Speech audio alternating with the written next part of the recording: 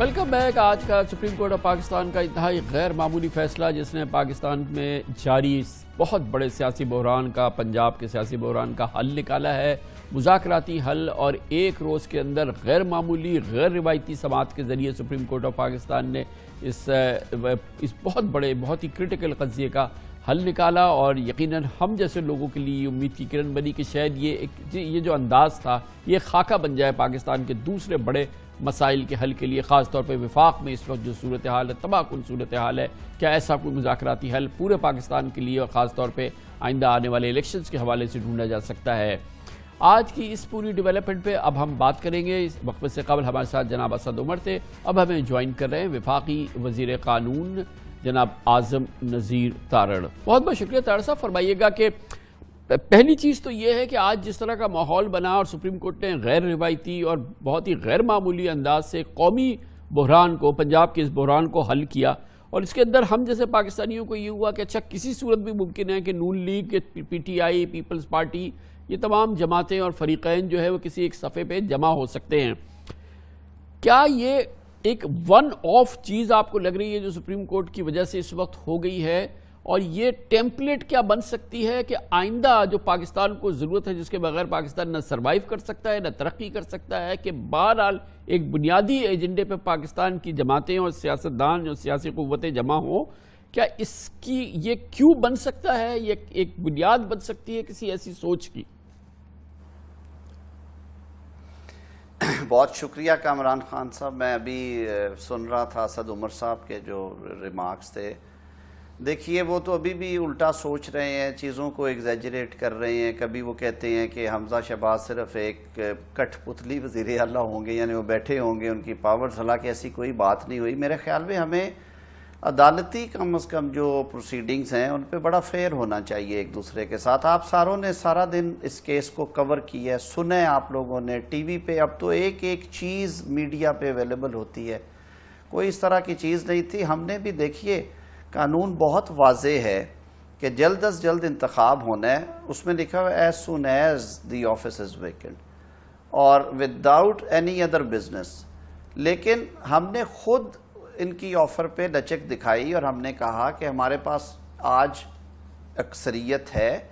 کوئی وجہ نہیں ہے کہ الیکشن کو پوسٹ پون کیا جائے، ایک دن اور دے دیں۔ اور آپ کو یاد ہوگا کہ پروسیڈنگز کے اوائل میں جسٹس اعجاز الحسن صاحب نے بڑے واضح الفاظ میں کہا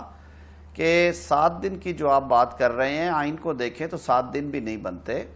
یہ تو 1 نہیں اور 2 دن میں ہونا چاہیے، اور میکسیمم لوگوں کو اتنا ٹائم دیں کہ پاکستان کے کسی بھی کونے سے ووٹر آ سکے۔ اس کے باوجود حمزہ شہباز شریف صاحب نے کہا کہ اگر عدالت کی یہ منشا ہے یا عدالت کی یہ خواہش ہے، عدالت چاہتی ہے کہ یہ امیکیبلی ہو، تو بالکل ہم تیار ہیں ہر طرح کے تعاون کرنے کے لیے۔ اور اسی وجہ سے پھر کورٹ نے ایک فریق سے یہ منوایا کہ حمزہ شہباز کنٹینیو کریں گے چیف منسٹر آفس میں، اور حمزہ شہباز صاحب سے یہ منوایا کہ آپ اس کو ضمنی انتخابات کے بعد اگر الیکشن لے جائیں تو آپ کنسنٹ دے دیں، اور یہ امیکیبلی۔ کامران صاحب جو آپ نے باتیں کی، ہر محب وطن اور درد دل رکھنے والے پاکستانی کی یہی سوچ ہونی چاہیے، اور ہے بلا شبہ۔ یہ پولرائزیشن ہمیں کھا گئی ہے، یہ پولیٹیکل پولرائزیشن کی پرائس جو ہم دے رہے ہیں وہ آپ کے سامنے ہے۔ آپ کو یاد ہوگا جب عمران خان صاحب نے حکومت سنبھالی اور شہباز شریف صاحب کو لیڈر آف اپوزیشن منتخب کیا گیا، تو انہوں نے اپنی پہلی تقریر میں کہا تھا کہ آئیں بیٹھیں ہمارے ساتھ۔ جو تلخیاں تھیں انتخابات میں، ہم نہیں کہتے 2018 میں سسٹم بیٹھ گیا، ہم نہیں کہتے الیکشن رگ ہوا، نہیں ہوا، اب اگر ہم نے فیصلہ کر لیا ہے پارلیمان میں آنے کا اور اسمبلی میں بیٹھ گئے ہیں، تو آئیں اس ملک کی معیشت کو آگے لے کے چلیں اور ایک میثاق معیشت کریں۔ لیکن ان کی بات پہ مذاق اڑائے گئے، کہا گیا کہ ان کو تو جیل میں ڈالنا ہے، ان کے ساتھ کون سی میثاق ہوتی ہے، برابری کے ہوتے ہیں معاہدے، تو یہ کون سا معاہدہ ہے، ہم چوروں کے ساتھ معاہدہ نہیں کریں گے۔ اور آج پاکستان 3.5 پونے 4 سال کے بعد جس نہج پہ کھڑا ہے، یہ تو 3.5 سال یہ کہتے رہے کہ یہ 25 سال پرانی ساری خرابیاں جن کی وجہ سے یہ سارا ہوا ہے، اور ہم اب آہستہ آہستہ ٹھیک کر رہے ہیں، اور 4تھے سال میں آ کے کہنا شروع کیا کہ ہاں ہمیں لگ رہا ہے ہم بہتر کر رہے ہیں اور کر لیں گے۔ آج جو سپریم کورٹ آف پاکستان میں جس انداز سے سماعت ہوئی ہے اور اس مسئلے کو ریزالو کیا گیا، یہ بالکل ایک غیر معمولی چیز ہے، غیر روایتی چیز ہے۔ کچھ لوگ کہتے ہیں کہ یہ ایک بڑا کامیاب جرگہ ہوا ہے جس کو کہ ایک مساہلتی اس کی شکل نکلی ہے، اس پورے پروسیس کو آپ کیسے دیکھ رہے ہیں اور اس کے بارے میں آپ کیا کہیں گے؟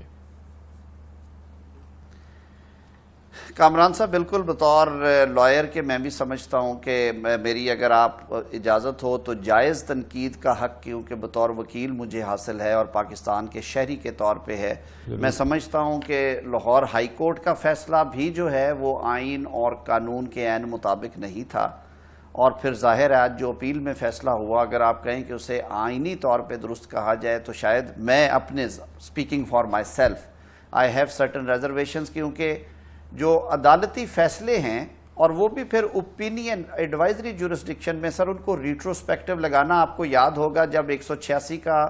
ریفرنس چل رہا تھا اور 63A کی تشریح درکار تھی تو بارہا یہ استدعا کی گئی عدالت سے کہ قومی اسمبلی اور صوبائی اسمبلی کے انتخابات ہونے جا رہے ہیں، آپ سٹے جاری کریں کہ یہ ووٹ ڈل تو سکتے ہیں لیکن یہ گنے نہیں جائیں گے، یا یہ subject to decision of the proceedings ہوں گے۔ کورٹ نے کبھی یہ انٹرم آرڈر جاری نہیں کیا۔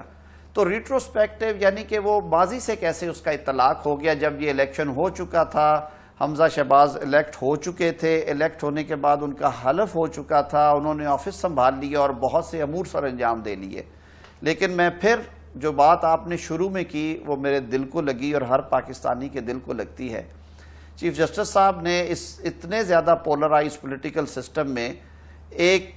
ایک روایتی دیہاتی بیک گراؤنڈ سے تعلق ہونے کی وجہ سے انہوں نے کوشش کی ہے کہ اگر یہ قانونی طریقے سے نہیں سمجھ رہے تو کم از کم روایتی اور پنچایتی طریقے سے انہیں سمجھایا جائے کہ بھائی تھوڑے سے ہولڈ یور ہارسز، ملک کی معیشت کو دیکھیں آج ملک کہاں پہ کھڑا ہے۔ آپ جیسے قانون دان کیا کچھ شاکی ہیں کہ یہ پھر یہ ایک روایت نہ بن جائے، یہ ایک طریقہ کار نہ بن جائے جس سے کہ مسائل کا حل ہو، ورنہ اس طرح کے مقدمے تو نہ جانے کتنے ہفتوں مہینوں چلتے ہیں اور کتنے 24 گھنٹے ٹیلی ویژن پہ چل رہے ہوتے ہیں، چند گھنٹوں کے اندر یہ ایک بڑا یونیک ایکسپیرینس ہے۔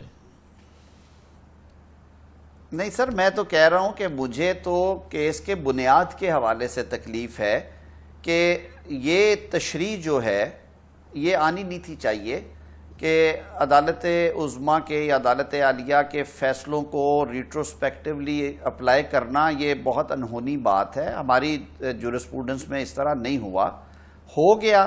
ہونے کے بعد اس کی اپیل گئی۔ اپیل میں اگر چیف جسٹس صاحب نے اور ان کے بینچ نے اپنی عقل سمجھ کے مطابق، شعور کے مطابق یہ سمجھا کہ اس کو حل کرنے کا ایک طریقہ یہ ہے کہ اسے پیور میرٹ کی بجائے جو اس وقت رائج سیاست ہے اور اس میں جس قدر تلخیاں ہیں اور جس قدر قدورتیں جنم لے رہی ہیں، انہوں نے اس آگ کو ٹھنڈا کرنے کی کوشش کی ہے۔ یہ ایک مستحسن قدم ہے اور آئسولیٹڈ کیسز میں اس طرح کے اقدامات لیے جا سکتے۔ بظاہر یہ لگتا ہے کہ آپ کی ذاتی طور پہ بھی ایک تو لاہور ہائی کورٹ کا کل کا فیصلہ اور آج کی تمام کارروائی ایک قانون دان کی حیثیت سے انتہائی تجربہ کار اور بہت ہی بڑا زبردست آپ کا تجربہ ہے، باوقار قانون دان کی حیثیت سے آپ کی تسلی نہیں ہوئی دونوں فیصلوں میں؟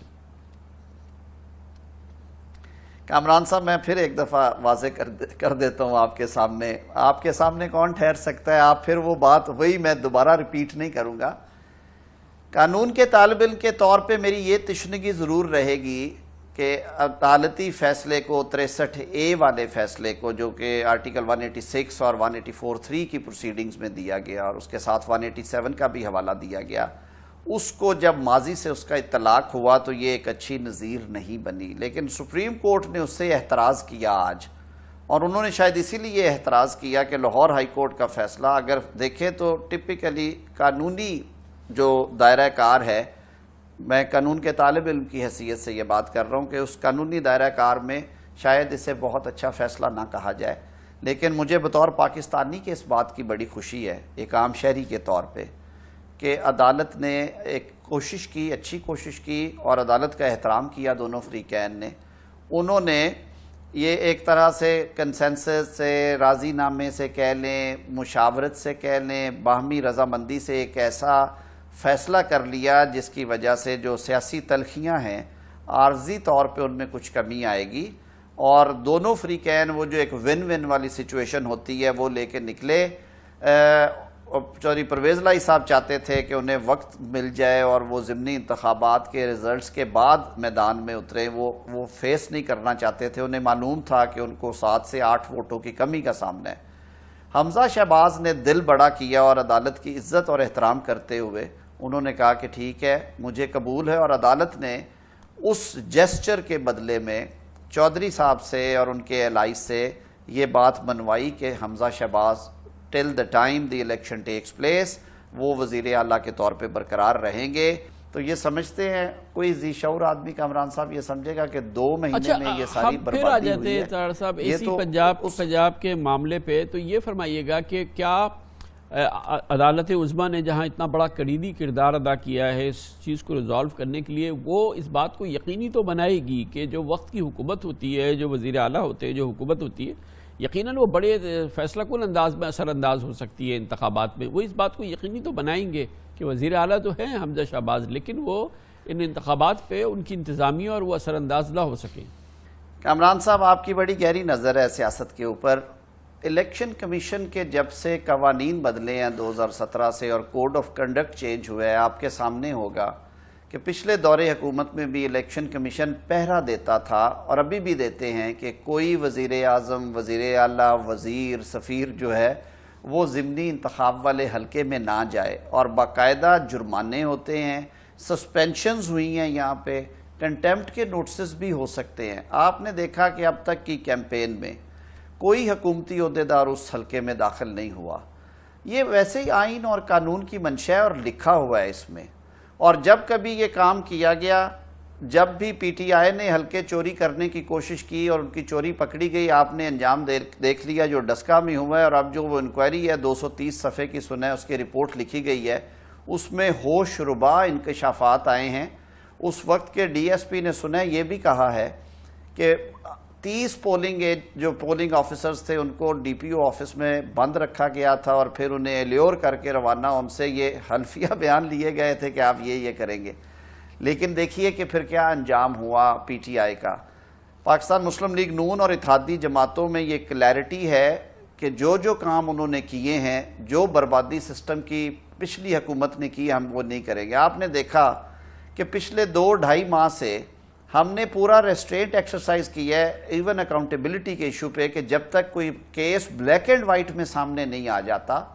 اور ناقابل تردید ثبوت سامنے نہیں آ جاتے، کسی کے خلاف کوئی مقدمہ کھڑا کر کے گرفتار نہ کیا جائے۔ گرفتاری تب ہو جب انکوائری ایک دفعہ سیٹسفائیڈ ہو۔ ان کے دور میں تھا کہ پہلے جیل میں ڈالو،